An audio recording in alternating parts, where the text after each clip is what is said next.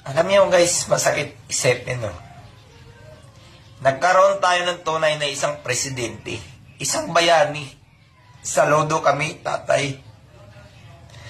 Nung kapanahon na nung kami nasa serbisyo pa, hindi namin nakamtan yung sinasabing isang pagmamahal ng isang presidente.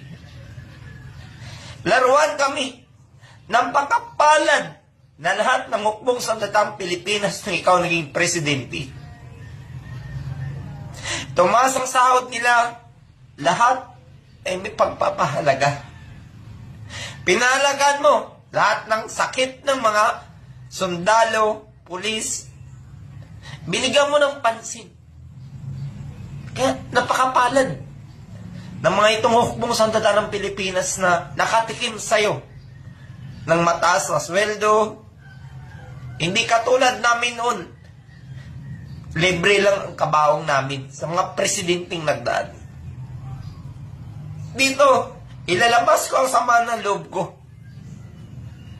Bilang First Lieutenant, First Regiment 102. Masakit sa amin na kumbaga hindi patas ang pagpatakbo ng presidente. Pero sa'yo, napakaswerte nila. Napakaswerte ng hukbong sandatang ng Pilipinas. Nabigyan mo sila ng proteksyon, mataas na sahod, kompleto benepisyo. Noon kami, panahon ni Gloria Macapagal, kay Erap, kay Ramos, hindi namin natitikman o yan, Tatay Digong.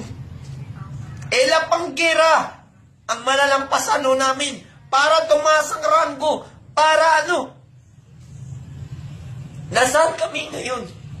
Kaya, dapat, sundalo PNP, mahalin nyo ang presidente nagpahalaga sa inyo. Pero nung ginawa nyo, binaboy nyo, binastos mo, ikaw General Torre, putang ina mo, you are goddammit, you are PNP General, putang ina ka! Hindi kita kilala kahit ilang spy